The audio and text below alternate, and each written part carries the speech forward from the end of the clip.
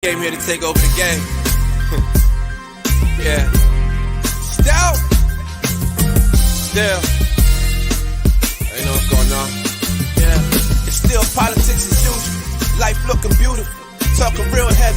More heavy than the usual. Shook the whole world up. And type of motion new to you. To us it's a throwback. Losing, we don't know that. Only give them our facts. That's exactly what y'all lack. Always show the people love, so they show us love back. Yeah. And Ben Worthy like 42 on the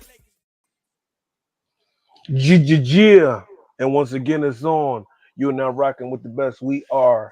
I am. He is. Us together. Riz. We are the Politics as Usual NBA podcast where we're covering everything NBA related and we'll throw in occasionally every episode some sneakers talk. So, AC, what's going on, my brother? My man, Pots and Pans. What's going on, brother? Man, good to be here. I had a rough day because I had a rough night. There's some therapy for me today. So talking about these games, get my mind off some hoops. NBC. Yeah, but we're gonna do something different tonight, y'all. Well, first of all, make sure y'all follow us on all the social medias. Politics as Usual Talk.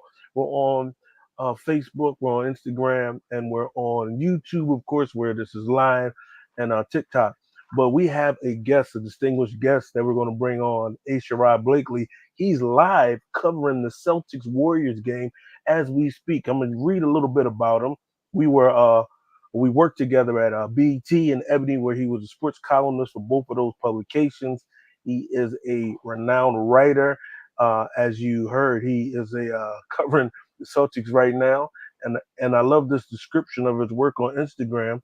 He says, he's a professor at Boston University who doubles as a sports columnist covering the NBA, Boston Celtics, and various societal conundrums in sports. I got to step my bio game up. And when you read his work, you'll see that's why he is so precise. He's been covering the Celtics and everything in the Boston area for years, and we're so excited to have him talk about this fast start about the Celtics. So I'm glad to have my good friend and colleague, Sherrod Blakely. Mr. Sherrod, conundrum. Well, I got to throw them $5 words, Every now and then, you got to throw them $5 words at the folks, you know what I mean? How y'all doing tonight? How you doing? Man, we are so glad to have you on, brother. So glad to have you on. Yeah. Here, man. Good to be here. We got 1,000. We are from the Philly area, so we're Sixer guys. So we hate all the success. My condolences to y'all. Tuesday Embiid is back, allegedly. Allegedly. Yeah, man. But I want to start with this. So tell me, what is your thought about the lack of respect Jason Tatum seems to get? Well, I think there's a couple reasons why that is the way it is. First and foremost, he's in Boston, and his favorite player is Kobe Bryant, and he ain't like Kobe. Talent-wise, he's good, but he doesn't have that Mamba mentality, and so I think that's part of the issues that a lot of people have with Jason. But at the end of the day, this brother's like 26, 27 years old, and damn near everything he has done at this point, he has been the first to do that among Celtics. So you talk about a franchise, y'all know how it is. Celtics, they have this long storied history of great players, and Jason is ahead of the pack in damn near every metric that the Celtics hold near and dear to their hearts. And now that he got that chip, now he is into the VIP room of Celtics greats, because you can't just be a great Celtic. You can only be a great Celtic if you win a championship. And, Jason, he's ahead of the snake of this team right now, which is poised to potentially win another one. That's the way they're playing, the way his role has kind of grown with this franchise over time. He's doing the things he's supposed to do. And just talking with Jason, respect is one of the things that if you tell him that everyone's going to respect me and I get no chips, or no one's going to respect me and I'm bringing the rings, he's going to take them rings every day. So he can embrace the fact that he's not getting a tremendous amount of respect as long as he's stacking them championship rings. That's really all that matters to him, because Jason, he has made no secret about wanting to be one of the all-time greats, if not the greatest Celtic ever. And winning championship is the only way you can ever enter that conversation. And what he has done, he's already got one championship. He's already set a number of records, being the first to get to this mile mark and that mile mark. So he's well on his way to being arguably the greatest Celtic to ever play. Wow. So that leads into my next question, sir. You brought up that they're on a tear this season, trying to get that repeat next championship. What do you think is the only thing that can hinder them from achieving that goal? I think that the biggest thing is health, and they've had so many different guys of significance that they have missed games that they're built to withstand a loss. I mean, Kristaps Porzingis was supposed to be the guy that put him over the top last year, and he made a cameo. He only played a few more minutes than I did in the playoffs. and that ain't saying a whole lot. So they have shown that they can win even without their best players around. I mean, Jaylen Brown has missed like 10, 11 games in the last couple of years, and they literally have not lost a game that Jaylen Brown hasn't played. And we all know Jaylen can ball out. They're like 10-0 without Jaylen when he plays. And right now, Golden State is nipping back to the game. It's like 14-11. The Celtics are up, but they understand what it takes to win when you're not at full strength. And again, Jason Tatum has a lot to do with that. But they got a bunch of guys who are like underrated, overachieving types, like Derek White, who has been balling out. Drew Holiday is way underrated for what he's done. I mean, he won a chip in Milwaukee, came to Boston, got another chip, got a gold medal, and 4 years ago, got another gold medal this past Summer Olympics. They've got a lot of guys that can get it done, and that's to me, one of the keys to their success. And the other key, and this is the one thing that separates them from a lot of really good teams, is that when most teams win a championship, they start letting fellas go and do their own thing because they don't want to pay them. The Celtics said, we are CTCing, cutting the check for everyone who's on the roster last year. Sam Hauser, you get it. Jason Tatum, you get a check. Derek White, you get a new check too. Everyone got paid. So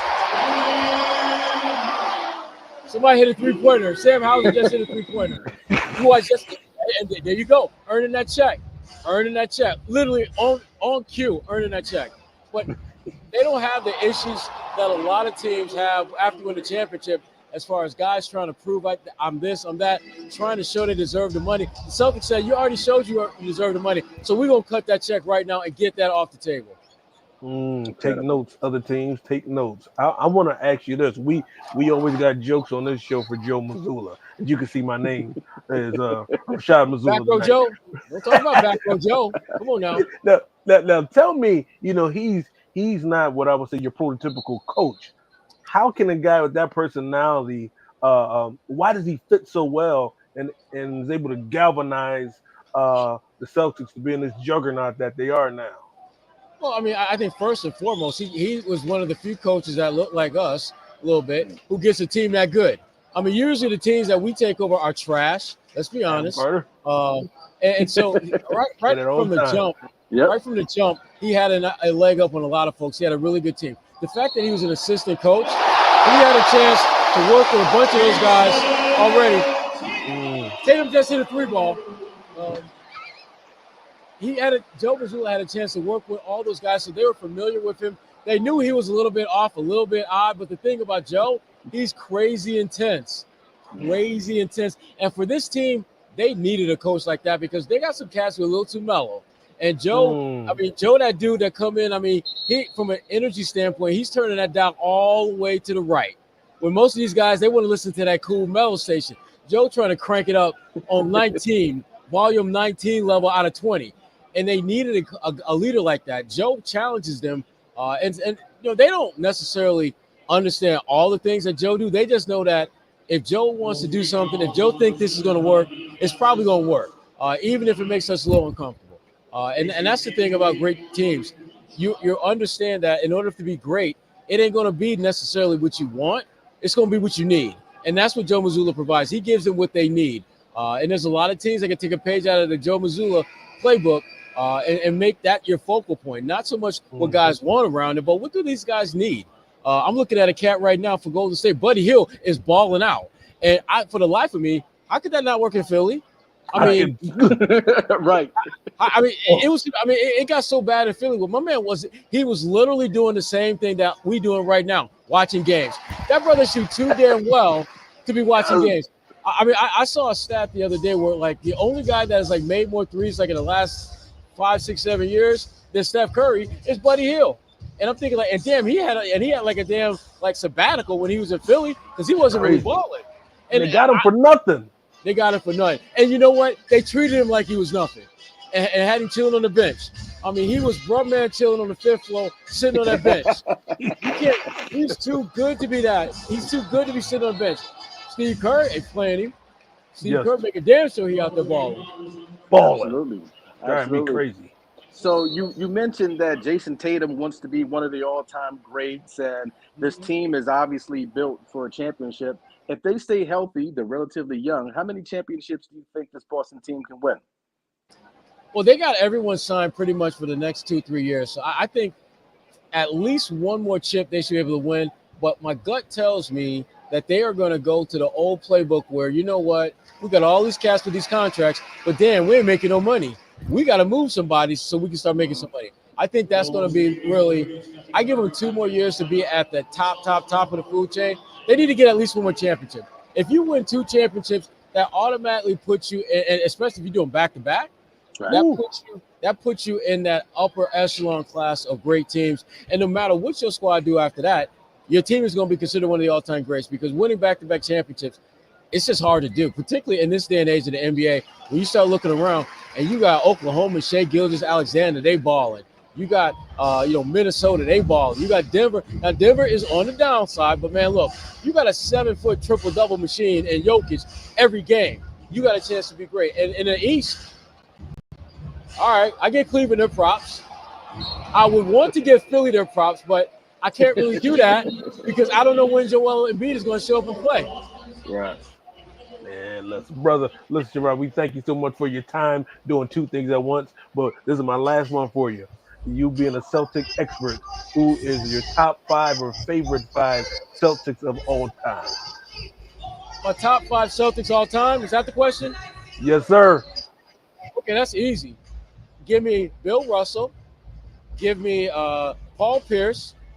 Give me Kevin Garnett. Give me Jason Tatum. And I need one guy who's just an absolute. And give me Rondo. Give me Rondo. Yeah, there we go. All brothers. Love to hear. Oh, for sure. So Bird's the 6th man? Oh no! Larry Bird stopped the street. So Bird is the 6th man. Oh no! Right. That was gonna be some controversy. Listen, man. I don't know if we can get it back going, man. There's a lot going on at TD Bank. But hey, Sherrod, Blakely, thank you so much, man. You're incredible. Yo, man, I thought he was gonna say Cornbread Maxwell. Listen, all brother Boston Celtics starting 5. I love it, Jack. I would have never thought of that. I'm thinking about Havlicek, McHale. I was like, Bird any second now. Yeah, Bird gonna be the coach. I got it. Oh, he's back. There you go. Listen, man, we need to get down to this Bird, Larry Joe. Unmute. Bird could be my coach. Bird's a good coach. Am I going to put Bird? You know what? I still want Pierce. I'm still going to take Pierce. Why? I'm still going to take Pierce. Why Pierce over Bird? I'm still going to take Pierce. Why I love Pierce over Bird? I need to know. I can't have Bird and Tatum on the same squad. I can't have both of them. So I'm going to take Tatum. Oh, man, this is controversial. I like it. Controversial, man. Yeah, but brother, we thank you so much, man. You enjoy your night. Thank you for coming on, spending some time with us. Yo.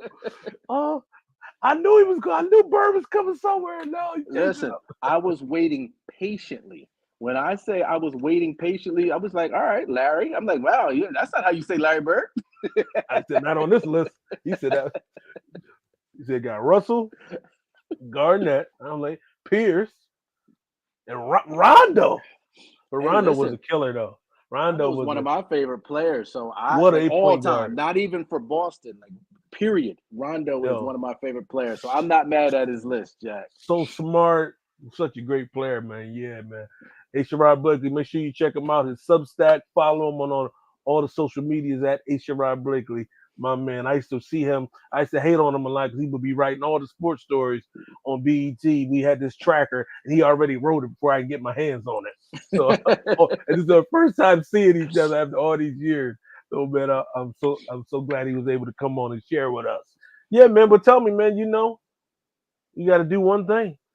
Talk about some sneaks of the week, man. What you got back Jack. there, sir? Yeah, let's jump in, Jack. I So like that. The merch is merchant. Shout out the Hoover. merch is merchant. Yeah, man. So for this week's sneaks of the week, I had to pull out those flu games, Jack. Had to pull out those flu games, those black and red, them 12s. Had to pull them out. What's your sneaks of the week, brother? What are you going to get them again next year? They're not. I'll be honest with you, not one of my favorite Jordans. See, I'm weird when it comes to Jordans. So, like, one pair for me of those, I'm good. I'm weird when it comes to the numbers that I like. I have them all except those in the Obsidians. So those, I will have all the OGs. I'm not going to get the crazy colors like everybody be putting. I saw some black and purple ones. I said, Jordan, you've gone too far. You got to relax. Nori said, you got to relax. You got to relax. I got these joints, man. They was giving to me. These are some Puma All Pros. Shout out to the folks at Puma, man. Yes, I saw these and I said, man, I don't know if I'm cool enough to swing them. But these are Puma All Pros. We found that $250. I'm putting those things together with something. I'm putting them together with something, Jack. I like these. Not the one purple Jones. I can't say the brand I got them from. I can't handle those. I wish you were the same size. I would give you those. Gladly give you those. You said I freak them, but I can't freak them. Well, shout out to you, Christian Lamar. I know you love them sneakers too, man. Yeah, man. So what we got on the docket tonight, sir?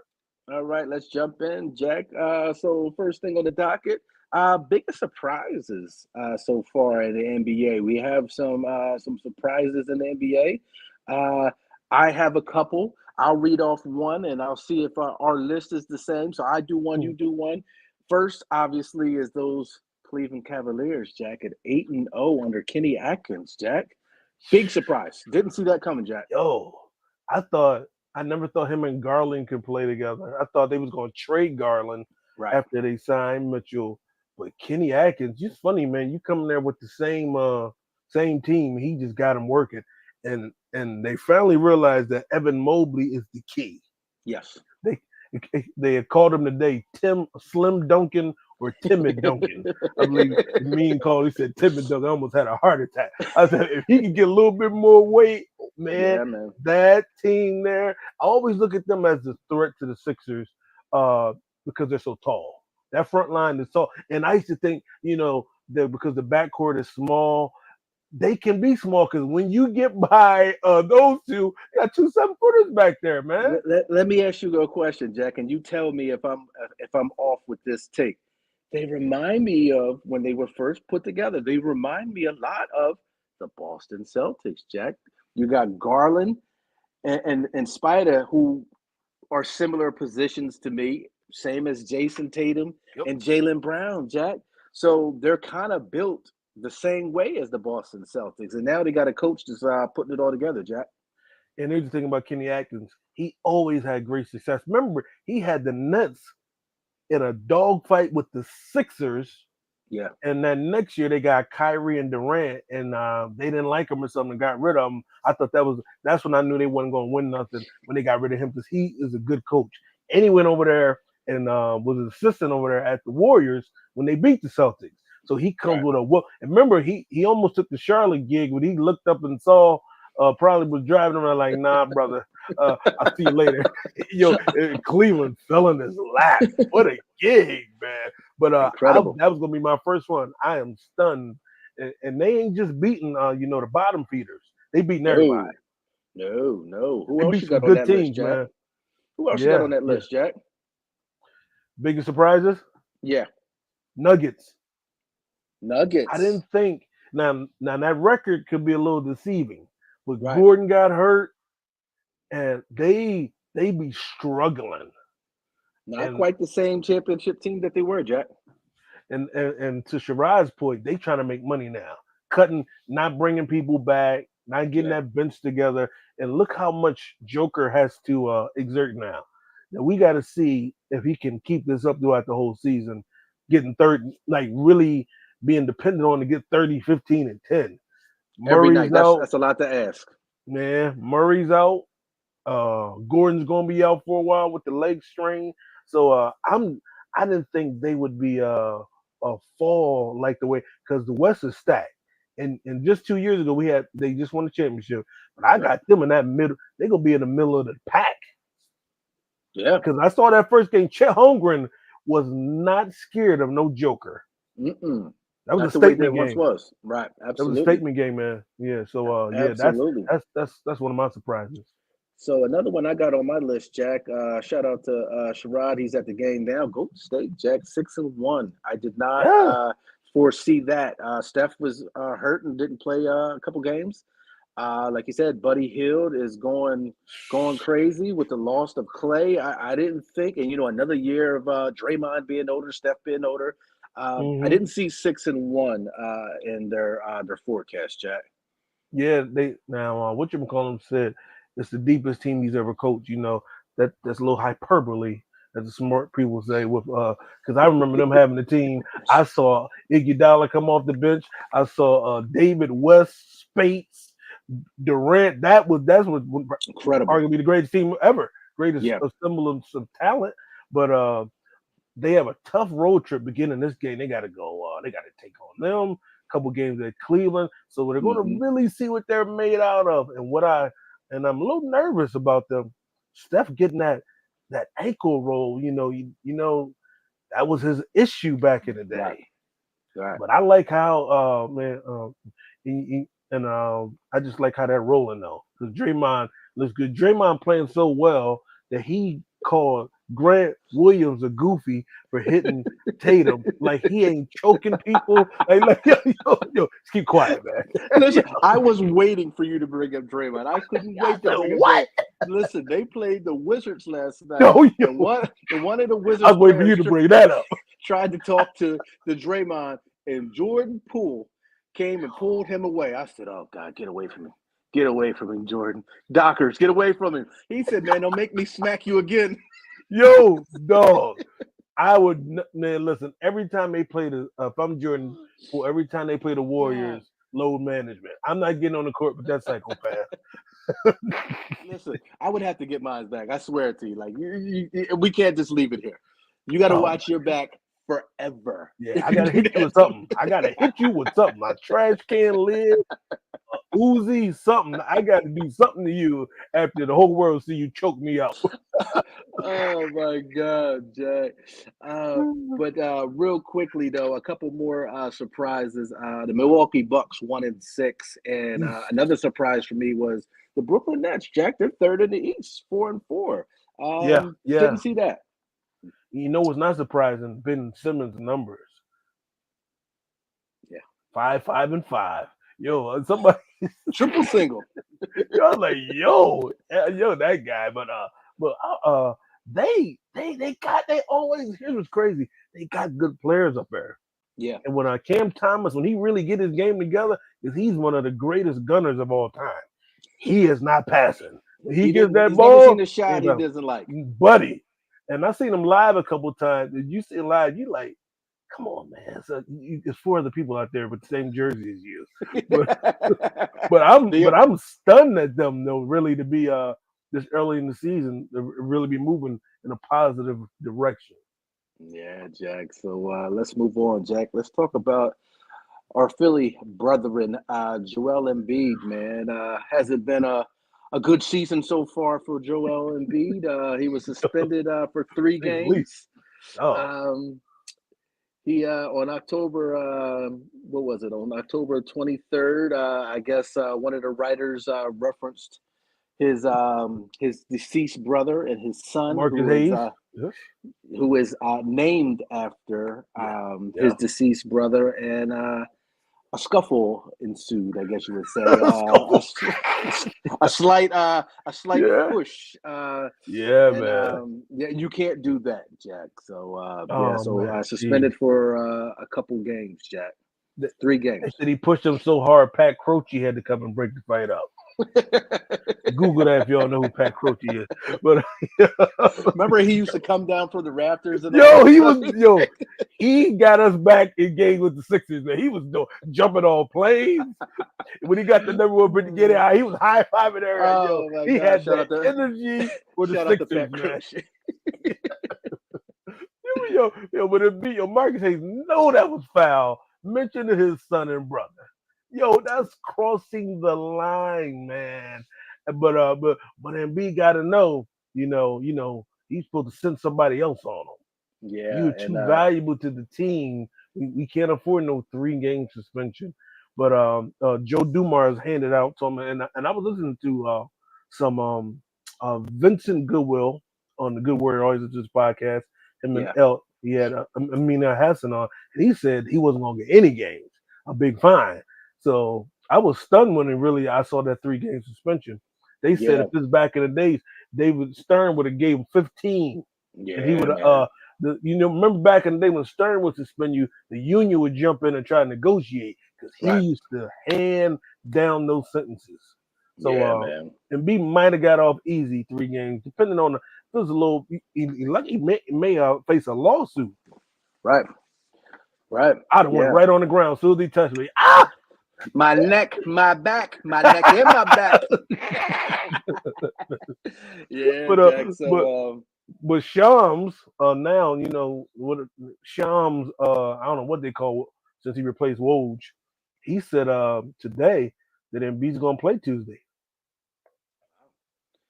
He has a lot to prove when he comes back, Jack. I mean, the Sixers they lost to the Detroit Pistons the other day, Jack, and that is not a very easy thing to do, to lose to the Pistons. Another surprise, those Pistons look half good effort. Yeah, but can't make fun of the Pistons right now, man. Yeah, man. But who we always make fun of? The Wizards. They never failed us yet. He come this far by faith. They've never failed us yet. Oh man, I just need Jordan Poole to do some more whatever, man. He'll find a way to make us laugh. The mustache, he just I think he's doing that on purpose because he knows we're watching. Oh man, Jack. But speaking of those Sixers, Jack, Paul George made his debut on Monday against the Phoenix Suns. Ended up with 15 points, 5 rebounds, 4 assists, to a loss to the Phoenix Suns. But it was good to see him get out there, Jack. Yeah. Did you think you should have took that shot? Well, from what I read, he didn't know what the score was. He thought that they were only down by, oh my God, incredible. Don't say it. Like him, all of our stars are saying stuff you don't need to be saying. We don't need to hear you tell the nation, I ain't playing no back-to-backs. Oh, I forgot the score. It's your first game. No, look up. It's right there. Up. It is. Look higher. Look better. Look better.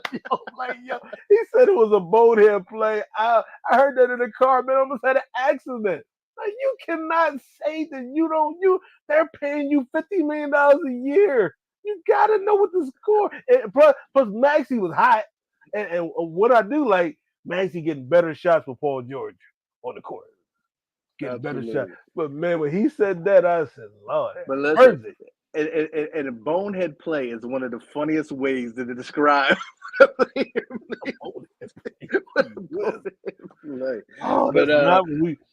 my God! But they're back in action tonight. They got to turn this thing around for us, man. Yeah, back in action tonight against your favorite player of all times, James Harden, the Beard, and the Clippers.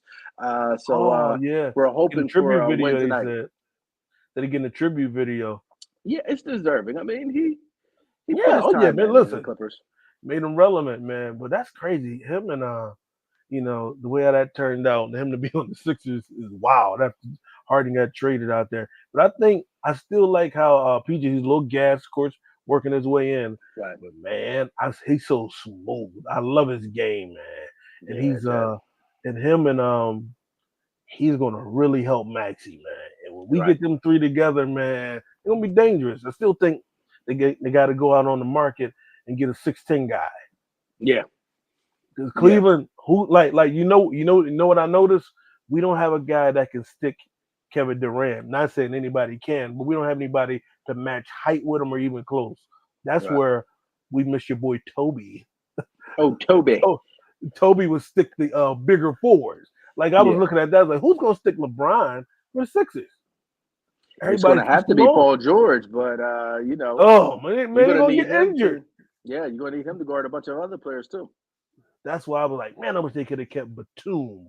Batum Yeah. was that perfect. He can stick the big forwards, but hopefully they get this thing together, man. And thankfully, because the beginning of the season, even though they're 1-6, they're only 2 games behind. Yeah, Jack. Yeah. So let's stay in the East, Jack. On the East Coast, Vince Carter for the Toronto Raptors got his jersey retired on November 2nd against the Sacramento Kings. Emotional night. Drake was in the building with his boy Chubbs, staring down DeMar DeRozan. Yeah, I forgot about that part. Yeah, I've been saying it all week. He said he's gonna run up in there and climb up there. He said, "What are you asking me? If they put a DeRozan banner up, I'm gonna climb up there and tear it down myself." Yo, that was one of the best bars he ever said. Pettiness at an all-time high, Jack. I love it. I love it. Yo, man, I was like, man, y'all keep on messing with DeRozan. you think the bank gonna let you disrespect DeRozan? DeRozan's a Compton boy, man. Yeah, and he said, shout out to Kyle Lowry. I said, man, I said, if Drake hates on him getting that jersey up there, Kendrick got to come with another song. He got to come with another. 5 years later, Kendrick with another song. But man, when we think about it, Vince Carter, I remember, now we sound like old men. You had to watch ESPN to get those highlights. Must see TV, Jack. And you knew every game he's gonna do something great. And to me, he's the best in-game dunker of all time. 360s in the lane, reverses in the lane, dunked on everybody. And listen, had a sweet jump shot. I think a little underrated because he almost put the Sixers out that year. Absolutely, but well deserved. I know they had a little when he got traded to the Nets, it was a little tension there, but rightfully so. His Hall of Fame, he's having a big year. Hall of Fame, retired in Toronto, and the Nets gonna do it. So shout out to Vince, one of my favorite players of all time. Absolutely. Shout out to Vince, Jack. Let's move on to some sadder news, Jack. Coach Pop is apparently out indefinitely with a unidentified illness. So Mitch Johnson is going to be the interim coach. He said he found out 2.5 hours before the game on Saturday that, hey, you're getting the keys. You're getting the keys. You're taking over tonight. But our thoughts and prayers go out to Pop, Jack. Yes, man. It has to be pretty serious for them to set indefinite and for him to just be so sudden like that. So our best wishes to him, and he is definitely a easily top 5 coach of all time, and just a great personality for the league, man. Yeah, man. So hopefully he gets well, man. We got to see him back. 75 years old. When I looked, I was like, 75. The timing of it is unfortunate, Jack. Yes. The Spurs are, trying to make a push and, move up in the West. They got Chris Paul. Wemby starting to play better. He didn't play too well the first couple of games. So he was starting to play better. So it was just unfortunate time, Jack. And like you said, 75. It seems like Pop has been around forever, Jack. And I think he got started as an assistant when Larry Brown was coaching David Robinson with the Spurs. He's been with the Spurs that long, 40 years or so. Yeah, 40 years or so. Almost 40 years. Jack. That's crazy, man. Yeah, Jack. Prayers up to him for sure. Yeah, Jack. So kind of going off a script, Jack, can we have a second and talk about that highlight from Ja Morant? My goodness. Fail. I've never seen anything like it. That might be a top 5 of all time. I was thinking, listen, I know the Jordan against the Lakers, going up with the right and switching to the left. That was You nice. got that. You got Doc. You got Doc. You got Murray in the bubble. Nice That one. was incredible. But that shot from Jack. He switched. Oh my God. So he pulled it back like he was trying to dunk on him and did a 360 and laid it up with his left. That was one of the most incredible shots I've ever seen in my life, Jack. I must have watched it 10 times on Instagram. The slow motion. I couldn't believe. Like, I don't even know. Why are you thinking you could do that in the air? What made him try that? In the middle of a game. This ain't the practice. layup line. Not the layup line. This dude, and not even a 3-man weave, no drill. This is a regular NBA game. He's spinning off 7-footers. That was so. Oh my God! And the announcers, they know what to say. Oh my God, Jack! That was one of the most incredible shots I've ever seen in my life. We could not talk about that this week, Jack. I could not believe my eyes when I saw that shot, Jack. So that was incredible, Jack. Yeah, man. So, Jack, listen, it's time for my favorite segment of the week. That's a fact, Jack. Stat of the week, Jack. I got a good one for you this week, Jack. Drop you ready it, for sir. this one? I am. So in 1969, Alan Siegel, he was a branding pioneer and advertising executive, and he is who created the iconic NBA logo. What? In 1969, Jack, Alan Siegel is the creator of the logo. Siegel designed the NBA's logo, red, white, and blue, featuring a silhouette of Jerry West drilling the ball. The logo was based on a photo of West in motion, and Siegel chose West's photo because he admired the player's dribbling skills. I always thought that was Jerry West's daddy that made that up. So this dude, that is crazy. Listen, and I know we said other players, I like that logo, man. And he's the only one that all the sports leagues, that's a guy. It looks like that dude did a great job with that silhouette. Yeah, when you see the picture and you see the logo, I mean, it's he did a much better job than the sculptor of Dwayne Wade's statue. Yo, one of them football games, they have him throwing up to try to mess the kicker up. I said, why they gonna put that picture? It's a football game. Oh, man. Oh, man. Oh, man. Man. When they do my statue, Brandi, make sure give them the right pick. Listen, you got to give them that pick that I got saved as my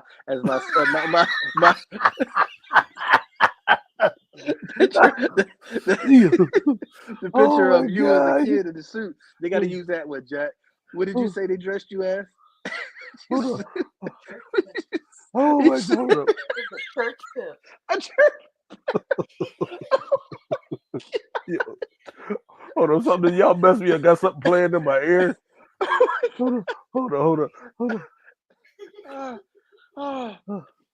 Oh my God, man. Oh my God. That is hilarious, man. Oh man, this show is crazy. I looked on that dude. I said, no, this dude all these years had me saved like that. Big pimping on that joint. Oh my God. Oh man, Jack. So it's time for some shout outs, Jack. Who you shouting out this week?